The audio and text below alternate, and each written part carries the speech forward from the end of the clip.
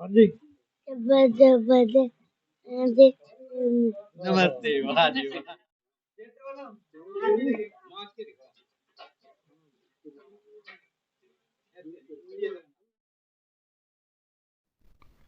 18 वर्ष पूर्व एक सड़क हादसे में जब लोग देख रहे थे तमाशा, तब एक 10वीं कक्षा के विद्यार्थी ने अपने दोस्त के साथ मिलकर घायल को पहुंचाया अस्पताल।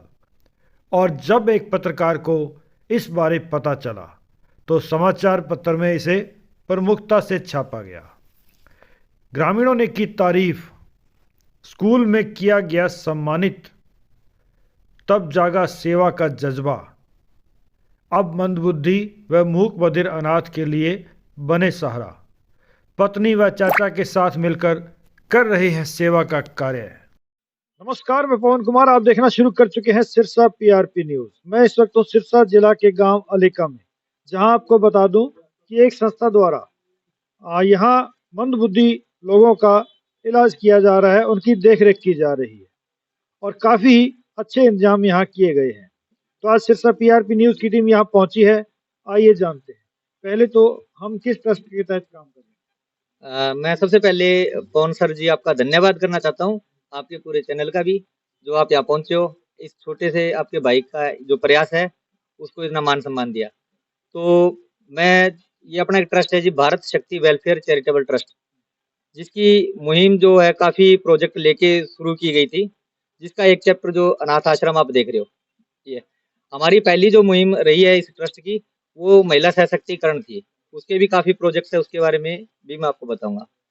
तो अब इस ट्रस्ट के तहत ये सच्ची सेवा मंदबुद्धि एवं मूक बधिर अनाथ आश्रम गांव अलीका के अंदर चलाया जा रहा है।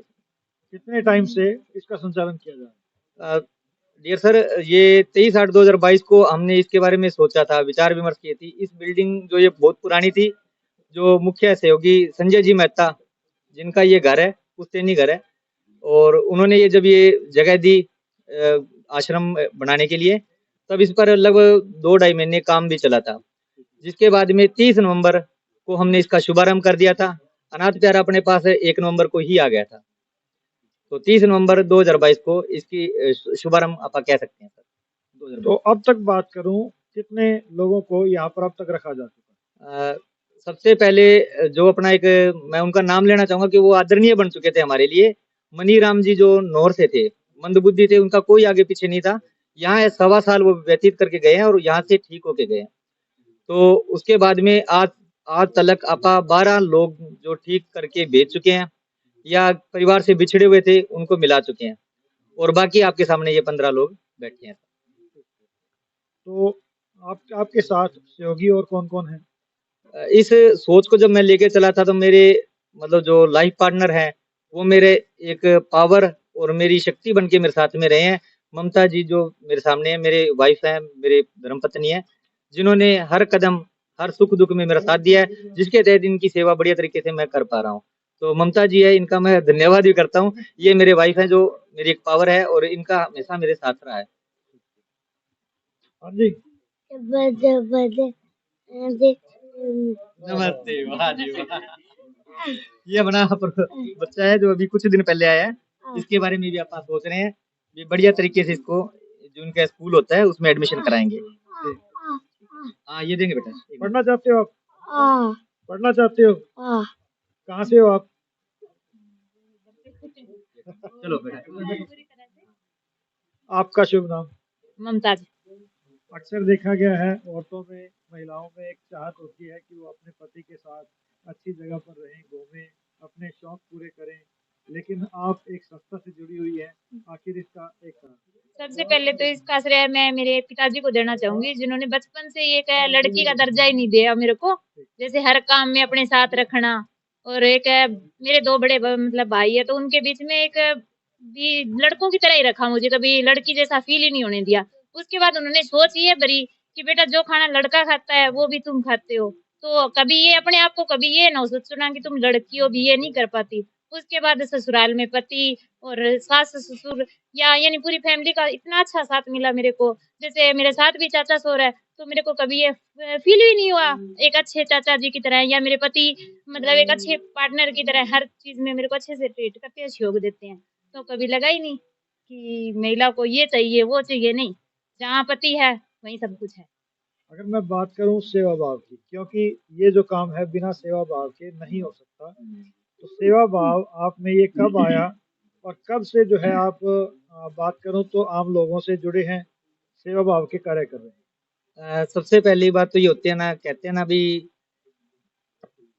अमीरी हमारे रुआब में जन्मों से है, तुम्हें देख के लगता है तुम्हारी अमीरी नहीं है।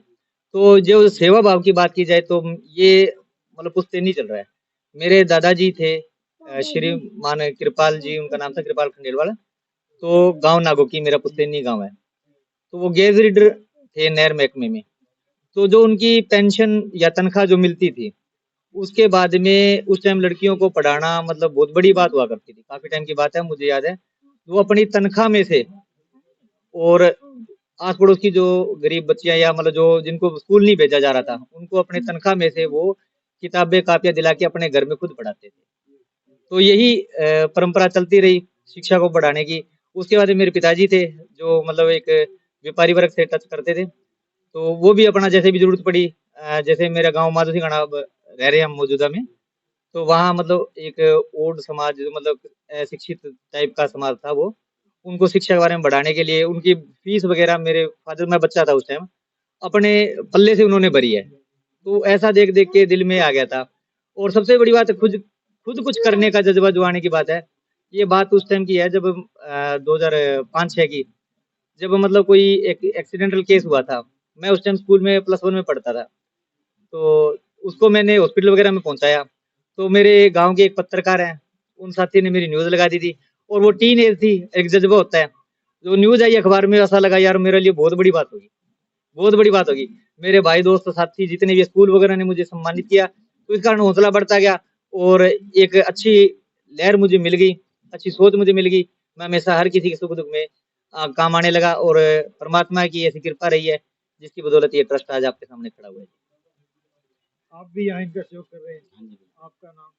जी, मेरा नाम सोनलाल खंडेलवाल है और ये दोनों ये मेरे भतीजा परिवार में मेरे चाचा जी हैं। और जब मैंने पहली बार इनको देखा ना यहाँ, वैसे तो 6-7 महीने मैंने यहाँ नहीं आया क्योंकि मेरे वर्क तो बिजी था मैं से। और जब मैं पहली बार यहाँ आया और मैंने देखा इनके बीच में आकर के और देखा कि बच्चे इतना अच्छा काम कर रहे हैं, तो हम भी आए इनके साथ। और मैं हम 3 भाई हैं सर। और मेरा जो घर है वो, क्योंकि मेरे 2 भाई हैं घर पे, वाइफ है मेरी, 2 बच्चे हैं छोटे छोटे, वो रेगुलर चला रहे हैं, इसलिए मैं यहाँ रेगुलर आ गया हूँ सेवा के लिए। तो कितना एक सहयोग मिल रहा है आमजन से इसमें करने के लिए? जैसे अगर बात की जाए तो मुझे सहयोग के अंदर काफी साथियों का सहयोग है।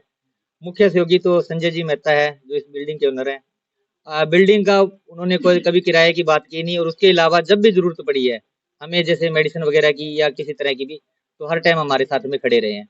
इसके अलावा अगर किसी को मैंने सिरसा में एमडी डॉक्टर से दिखाना है, मैं सर के पास फोन करता हूँ और वो डॉक्टर से मेरी अपॉइंटमेंट पहले करवा लेते हैं। चाहे वो फीस देते हैं या नहीं देते, सेवा में होता है, पर हमसे अभी तक किसी एमडी डॉक्टर ने पैसा नहीं लिया। उनका मुख्य सहयोग रहा है, मुख्य सहयोगी संजय जी मेहता, मैं उनका बहुत बहुत धन्यवाद करता हूँ। और इसके अलावा अगर बात की जाए तो बुर्ज भंगू से, बुर्ज गांव से एक कपिल बिश्नोई है, और बालाजी संकट मोचन सेवा समिति है एक, जो हर साल सालासर पैदल यात्रियों के लिए अपनी समिति लगाते हैं। उनकी पूरी समिति का मुझे सहयोग है। बप्पा से कुछ एक साथी है अपने, जैसे एक नाम लेना चाहूंगा तो किट्टू जनरल स्टोर है, चावला ट्रेडर्स हो गए, उनका हमें विशेष सहयोग रहा है। और सबसे बड़े सहयोगी मेरे माड़ूराम बिश्नोई अंकल स्वाईपुर से हैं, जिनका इतना सहयोग रहा है भी, जितने भी अच्छे लोग हैं जिनसे मेरे को सीखने को मिला है, ऐसे लोगों से उन्होंने मिलाया है। ये थे हमारे साथ बलकार सिंह खंडेलवाल, जिन्होंने बताया कि किस तरह से यहाँ संचालन किया जा रहा है, इनकी देखरेख की जा रही है। आप देख रहे हैं सिरसा PRP न्यूज़।